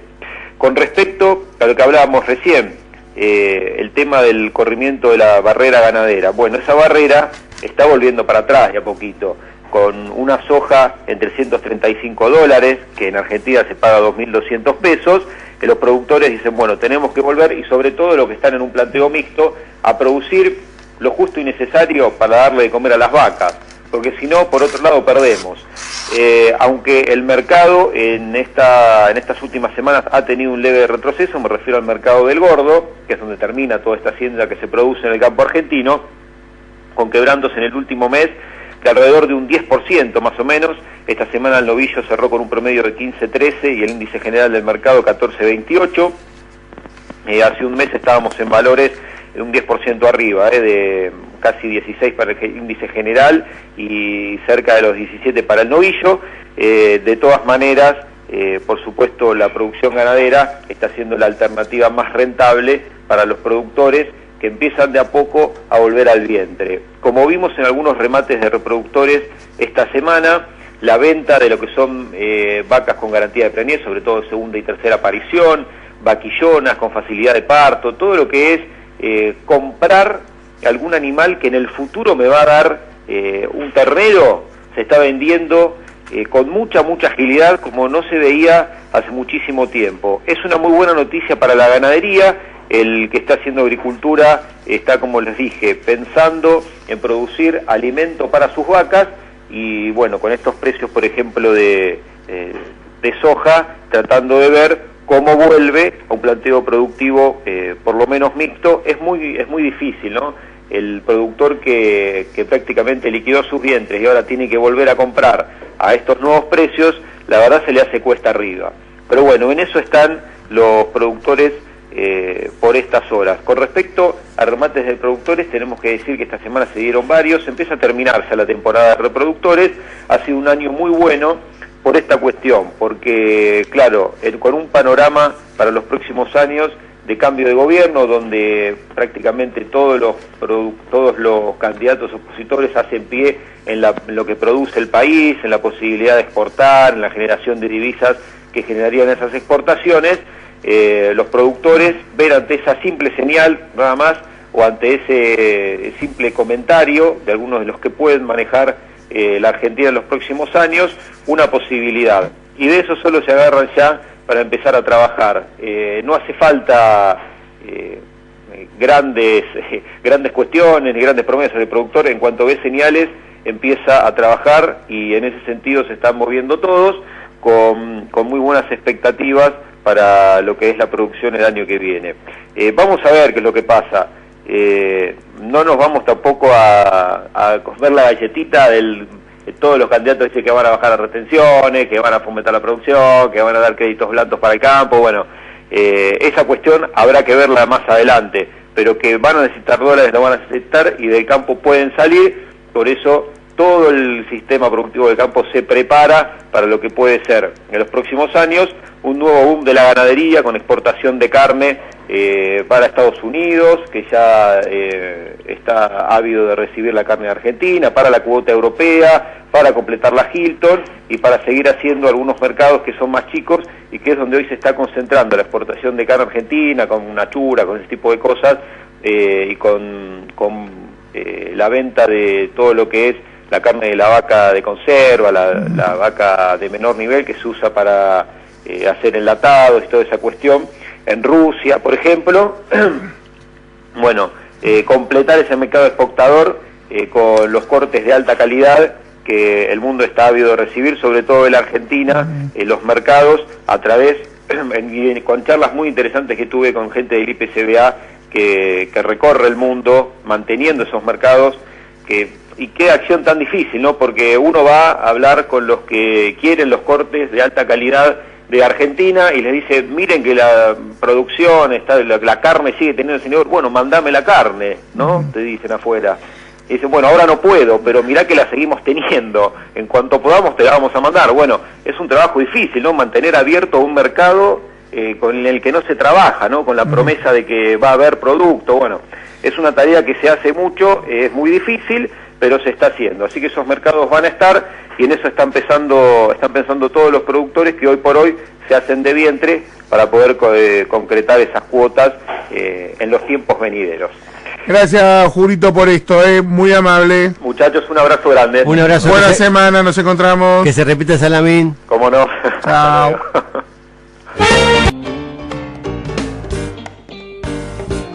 Bueno, vamos con los concursos, las gacetillas, rapidito, que estamos en el tramo final del programa. Tenemos mucho para los últimos 5 minutos, espérenos. Tenemos los concursos, como siempre, de la gente de Baco Club. Ustedes pueden encontrar toda la información en www.bancoclubonline.com. Recordamos que este mes están presentando Amatista, ese espumante maravilloso, los probé, es exquisito y aparte ideal para hacer regalos de fin de año. Y también tenemos los libros de la Universidad Católica. Recordemos que la Facultad de Ciencias Económicas abrió sede en Colegiales y presenta las carreras de Administración de Empresas, Contador Público, Licenciado en Economía y Marketing, y las de Derecho. Así que quienes quieran, ya saben, tienen una opción también en Colegiales para estudiar con la UCA. Gracias a ellos por darnos los libros del querido Juan Carlos de Pablo para poder regalar. Si quieren llamarnos, tenemos 2 vinitos, 2 packs de 2 vinitos con la gente de Baco Club Online y 2 packs de 3 libros cada uno de la gente de la Universidad Católica Argentina de la Facultad de Ciencias Económicas. Vamos con Gacetilla, señores Tico. ¿Cómo no? Movistar y el G Electronic invitaron a la ganadora del concurso Mundo Princesa, que se organizó el Día del Niño, a la Academia Princesas Disney en Argentina. Todas fueron coronadas y recibieron un certificado de princesas. Peugeot Argentina es nuevamente patrocinador oficial del Gran Premio Argentino. Peugeot Loyac lidera el campeonato de marcas, equipos y pilotos STC 2000. El servicio postventa de Peugeot sigue ofreciendo hasta fin de año 20% de descuento para los servicios programados. Y por su parte, en el Salón del Automóvil, la empresa presentó los Concept Car Exalt, que es el futuro de una berlina 5 puertas, y Quartz, de una coupé deportiva. En septiembre, Banco Provincia colocó préstamos por 5.400 millones de pesos, 60% más que el mismo mes del 2013. En lo que va del año, las colocaciones alcanzaron los 38.300 millones, duplicando la tasa de crecimiento del resto del sistema, como lo aseguró el presidente de la entidad, Gustavo Marangoni. Mondelez Internacional compró el negocio de caramelos de Molino, lo que implica las marcas Villiquen y DRF y la planta de producción de Las Heras en la provincia de Buenos Aires. Volkswagen presentó en el Salón de Hannover su nueva generación de modelo T6, representada por el concept car denominado Tristar, a los que hay que sumar la Amarok, el Caddy, el Crafter y el E-Load Up. AISA asistió a los fieles que participaron de la peregrinación a Luján, que ya ha terminado en este mediodía. Se llevó a cabo la segunda convención de coleccionistas de Coca-Cola, donde concurrieron 14.000 personas. Fue presentada la Premium Economy Class de Lufthansa, que formarán parte de los vuelos que realizarán entre Argentina y Europa. No pude llegar, llegué hasta la puerta, saludé por teléfono a quien nos citaba, Juanqui. Sí, y lamentablemente tuve que seguir de viaje, porque tuve que irme a hacer una curación al Hospital Fernández. Te pediste un almuerzo de clase ejecutiva. Buenísimo, pero bueno, me alegro mucho y me alegro por todos los que pudieron ir. Y Toyota presentó su plan de ahorro en la Argentina y en el mundo, el primero que tiene la empresa a nivel mundial. Hubo un cóctel, una comida, pero nosotros no nos invitaron a Toyota, así que gracias igual. ¿Usted qué tiene? Perdón, yo tengo que Desur ingresó el nuevo transformador de 80 megavatios procedente de la India en la subestación Calzada, duplica la capacidad que tenía en la anterior. Banco de Galicia Negocios y Pyme realizó por tercera vez en Buenos Aires el encuentro Buenos Aires Negocios, una jornada destinada a capacitación a más de 700 emprendedores. Bagley lanzó el mercado con motivo de su 150 aniversario, una edición especial de una lata de galletitas. ¿Te acordás cómo tenía la ventanita de vidrio? Genial, llena de todo tipo de galletitas. La Serenísima rememora también con motivo de su 85 aniversario las primeras botellas de leche que datan de la década del 60.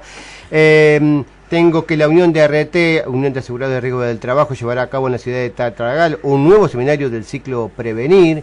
GSK y FONIS apoyan a la Asociación Argentina de Medicina Respiratoria en la campaña de concientización de la enfermedad pulmonar obstructiva crónica. Y finalmente te recuerdo que ADE, Asociación Dirigente de Empresas, abrió la inscripción al programa Director de Empresas Certificado y Monsanto designó nuevos directores en la región para las áreas de asuntos corporativos, marketing y cuentas estratégicas. Quiero agradecer a la gente de Nobleza Picardo, a Pablo Marcó y a Marina Galarraza, que me enviaron de regalo un vinito por mi cumpleaños, muy pero muy amable, así que a todos los que me mencionan un presente, muchísimas gracias. Propuesta legislativa, recibimos la Fundación Nueva Generación, recibimos también parlamentario, 2 números en 1252 y en 1253, a qué juega Martín Insaurralde de la primera, y dice, y la segunda, la nueva ley de adopción al alcance de la mano. Acá tenemos también, ya rapidito, nos dan los ganadores, los chicos de la producción, de los concursos de hoy. Ignacio, con 3 últimos números de documentos 630, y Mabel, último número de documentos 268, se ganaron los 2 vinitos de Baco Club. Recuerden, entran a bacoclubonline.com y ahí van a encontrar Amatista, este espumante maravilloso, ideal para regalo de fin de año. Y también tenemos para los libros de la UCA a Daniela 579 y Leo 153, que salieron ganadores de estos libros. Recordemos que la UCA también abre en el Colegio Las Nieves de Liniers una sede que a partir del mes de octubre ya está empezando a dar los cursos de las mismas carreras que se dan en colegiales. Así que más oferta educativa. ¿Qué más quería decir? De presentaciones de regalos y otras cosas por el estilo. Bueno, no me acuerdo. Ya te vas a suscribir. Vamos a encontrar algo más. Se realizó este fin de semana un encuentro también, un nuevo encuentro del peronismo. Hubo varios encuentros del peronismo. Uno del peronismo para gente grande y el otro el peronismo de primera C. Ajá. ¿Cuál es el kirchnerismo de primera C? ¿Cuál es el kirchnerismo de primera C? Nuevo Encuentro, de Martín Sabatella.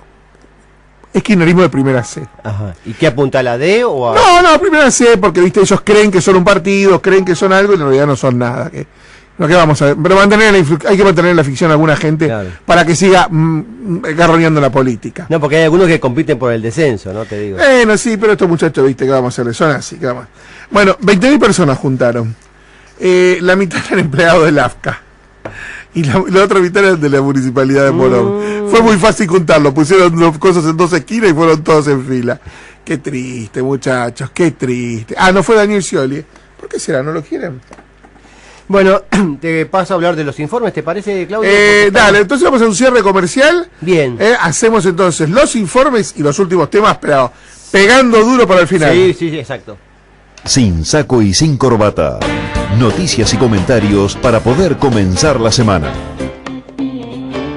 Señor Guillermo Carril tiene 3 minutos maravillosos. Muy cortito va a ser todo. Como usted dijo alguna vez, BQB está en vías de extinción. Se va a desprender de otras máquinas más, se va a quedar solamente con 2, y ya cerró 2 oficinas de ventas. Una en Montevideo, en el Hotel Radisson, y la otra que cerró también fue la de la ciudad de Salto.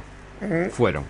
Pero van a seguir volando. Del otro lado, entre el 6 y el 10 de octubre, se va a presentar oficialmente Alas Uruguay. Ajá. La compañía que va a reemplazar y que será estatal, en realidad no exactamente estatal, pero que va a reemplazar a lo que fuera Pluna. 360 millones de dólares más para Aerolíneas Argentinas, porque, esto se incluye en el presupuesto 2015, porque la compañía tiene por intención comprar más máquinas. Todavía no sabemos cuáles van a ser esas máquinas, qué marca, qué fabricante, pero las intenciones están. 4.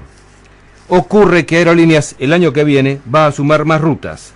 Hablamos de las internacionales, de las regionales y de las locales. La más curiosa de todas es que vamos a volar a La Habana, martes y domingos con 2 frecuencias semanales, Cancún y Salvador de Bahía, y vamos a tener un vuelo más a Ecuador, Florianópolis y Punta del Este. Vamos a ver cómo van a hacer para llenar los vuelos a La Habana, porque aparentemente va a haber una escala previa a un país amigo para poder compensar los gastos de esta compañía. Venezuela, es lo que está hablando de Venezuela. Es lo que se está hablando, por ahora se habla de eso. Bueno, creo que me voy porque la nueva programación de Aerolíneas Argentinas es bastante jugosa. Va a tomar rutas que en algún momento durante este año que ya promedia utilizó Sol Líneas Aéreas. Joven, le agradezco mucho por esto. Me voy. Hasta luego. Bueno, Dani, vamos con los informes. Economía y Regiones nos pregunta los caminos que tiene el gobierno hasta el fin del mandato, para qué se endeuda el gobierno, para qué podría endeudarse el gobierno, y el informe sobre pesca.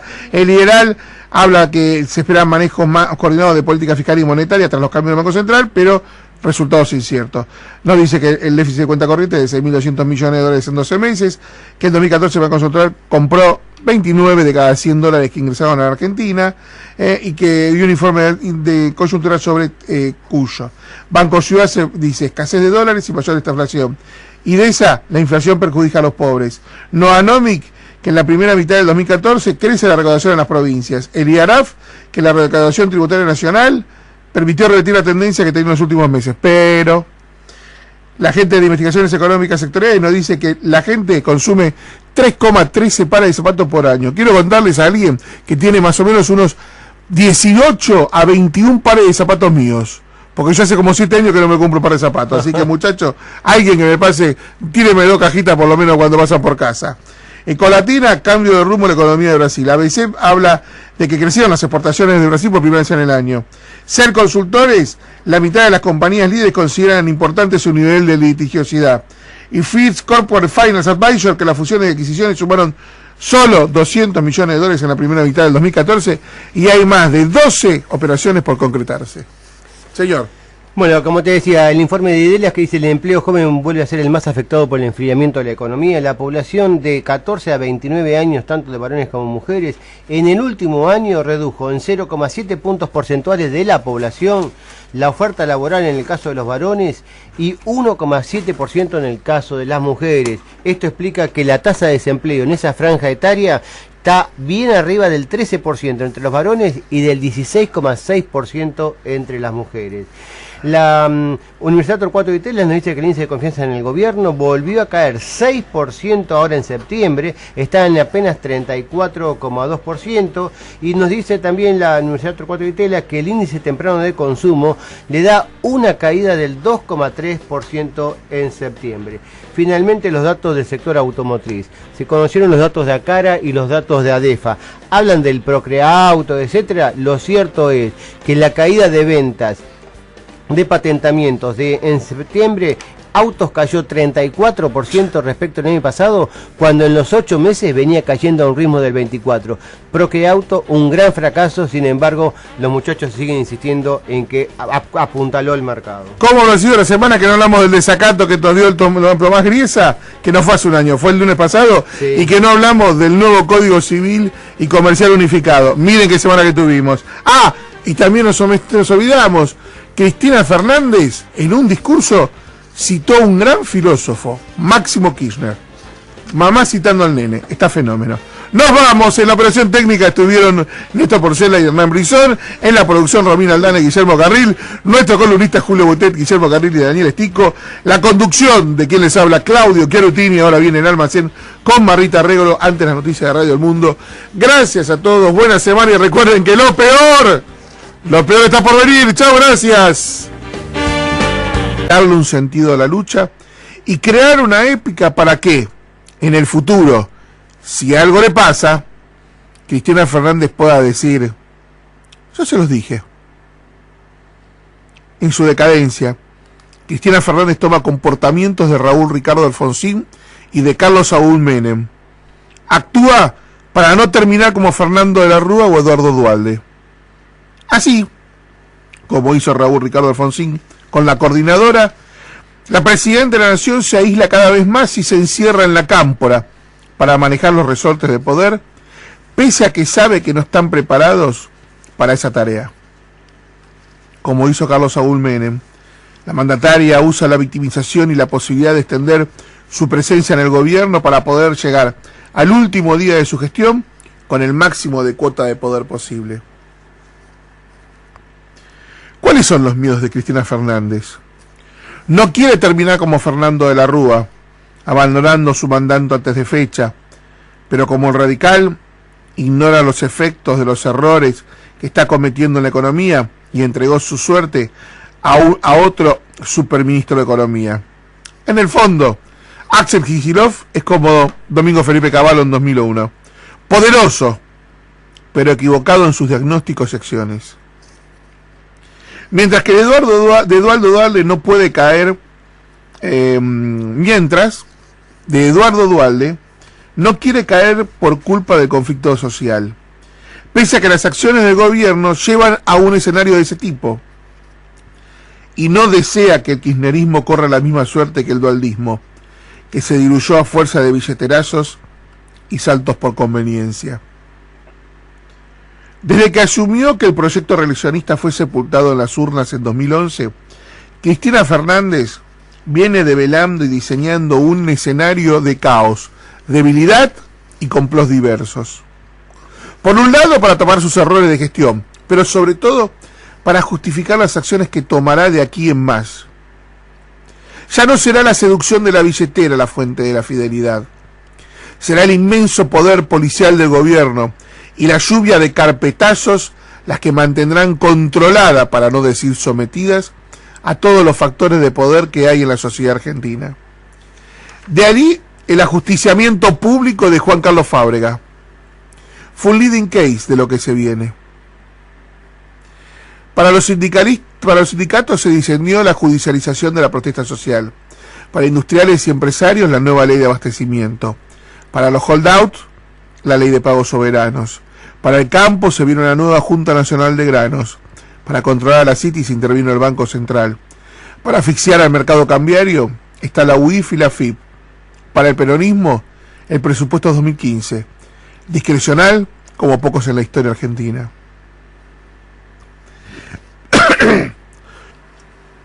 O sea, continuando con los festejos del domingo pasado. Claro, la verdad es que Me dio lástima que no está Néstor Porcela, que debe estar viniendo para la conducción. La verdad que me puse mal, porque dije, ¿cómo voy a...? Néstor Porcela se puso en gasto y fue tan amable, de la picada, también Julito Butet. Bueno, Julito, te la perdiste por quedarte en casa. Hoy trajimos salamito de los dos, el quesito patera. La verdad que este Sancor está espectacular. Es caro, porque es corazón de horma, pero interesante como opción. Y acá estamos deglupiendo con unos ricos mates. Vamos a hacer los editoriales compartiendo ni más ni menos que este buen momento con una picadita. Sí, aparte en un momento en que está todo el mundo llorando, ¿no? Porque la lluvia de hoy, más que lluvia, es el llanto de los cerealeros, de los banqueros. Creo que... Muchachos, ustedes la aplaudieron, Lo aplaudieron y la aplaudieron, lo votaron también, no se quejen. No se quejen, fueron 10 años, 12 años que ganaron plata, como dice la presidenta, la abogada exitosa, la levantaron en pala y ahora es hora de ponerla. El aplaudómetro, bueno. Eso demuestra, y creo que es un mensaje muy claro para el empresariado y la élite argentina. Se puede hacer negocios con el Estado, pero hay un límite en donde uno tiene que decirle al Estado, hasta acá. Y entendamos como modelo de DIT Brasil. Claro. Hoy hay elecciones en Brasil, Dilma Rousseff casi seguramente va a salir primera, va a haber segunda vuelta y seguramente Dilma Rousseff salva presidente, salvo que haya algún cambio extraño en el electorado brasileño, que no lo podemos descartar. Obvio. Marina Silva, de no existir en las encuestas, por un accidente aéreo, pasa a ser candidata, de pronto se pone a la cabeza de estar tercera, de pronto pasa segunda, de pronto pasa tercera de vuelta, con una Ezio Neves que había desaparecido, de pronto crece. O sea, hay un fenómeno de cambio electoral. Al parecer algo así como 3 de cada 4 o 4 de cada 10 brasileños estaba indeciso ayer al voto, y 1 de cada 4 creo que estaba por poder cambiar el voto en las próximas horas. O sea que es un electorado muy volátil en este instante. Bien, nos encontramos ante esta circunstancia. ¿Cómo avanzamos? ¿Cómo seguimos adelante? Bueno, algo sencillo, algo muy sencillo. Brasil tiene un Itamaraty que dio un modelo de país, un Fiespi que lleva adelante un modelo industrial de desarrollo, y por debajo hay un PT que tiene un gobierno que genera la redistribución de la riqueza. Ese acuerdo en Argentina no existe.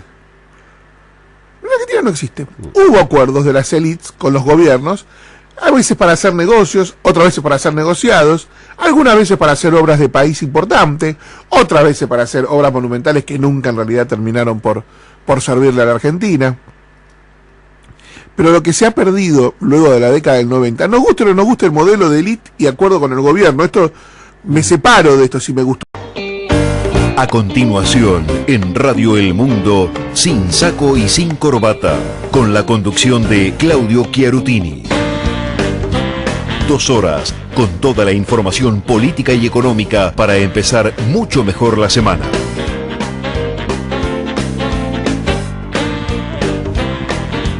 Hola, ¿cómo están ustedes? Domingo 5 de octubre del año 2014, y aquí estamos en Sin Saco y Sin Corbata en este día domingo, frío, con lluvia, húmedo, gris, ideal para quedarse en casita. Debo confesarles algo, ayer se me cumplió. No. Estoy hablando de tortas fritas. Lluvia a la tarde con torta frita y mate, qué lindo. Hay cosas que en la vida no tienen precio, así que un verdadero placer, un agradecimiento, que fue un momento maravilloso de poder comer torta frita de grasa. Señor Estico, ¿cómo le va? Buen día, Claudito. No me diga que torta frita. Que estuvo por los pagos de Zárate. No, hechas en casa, fato en casa. Mirá vos, porque es un clásico en Zárate. Dicen que cuando el día ya se pone nubladito, y sobre todo un sábado por la mañana, es impresionante como el pueblo perdón para los lugareños, pero permítame. Los zarateños. El olor a torta frita, porque todas las casas están preparando la torta frita para la torta frita, mate o café con leche, y algunos incluso la mojan en la leche, Y ese es un clásico de Zárate. Qué va, no se puede grabar. Hay de Chocolatada todo. puede llegar a ser, Hay pero de no todo. diga otra Hay de receta. todo en la viña del Señor. Bueno, Zárate también tiene su característica con esta... Ay, ahora me acabo de olvidar este postre tan particular que tienen. Ya va a venir algún oyente o alguna gente por Twitter me lo va a mandar. Tienen una... ¿Que es un postre lácteo? No, es una cosa de harina, de panadería.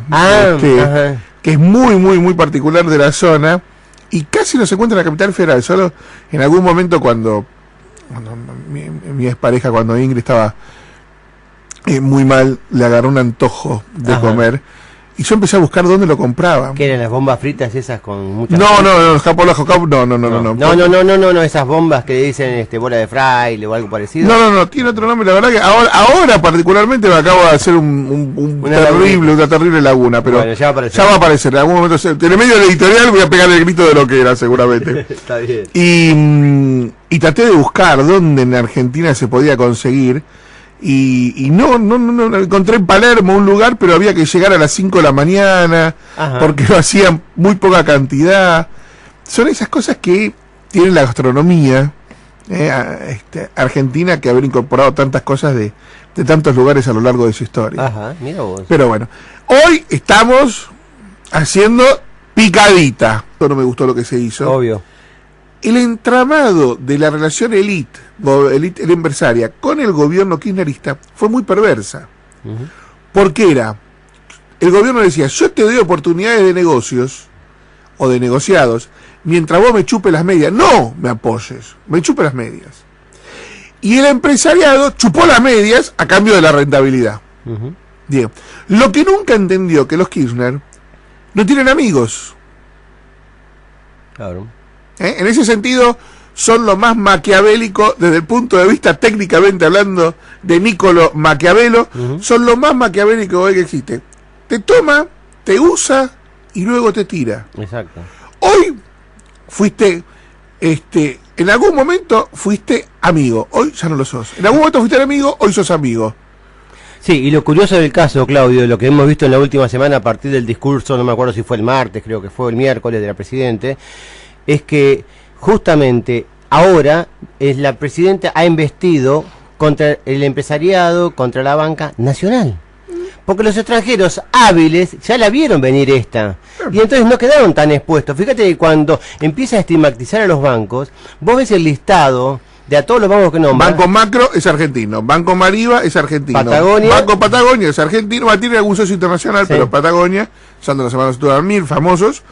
Y el Banco Supervil es argentino, de la familia Supervil, que también es argentina, a pesar de su apellido. Menciona a un extranjero que obviamente, como no estaba convencida, y aparte porque no tiene mucho para decir, hasta lo pronunció mal, ¿no? Porque el banco brasileño lo mencionó mal. El Banco Itaú. Y ataca a una sociedad de bolsa llamada Balance, que es de la familia Porcel. La familia Porcel es una familia que creó el Banco Liniers Sudamericano y creó en su momento Argencar.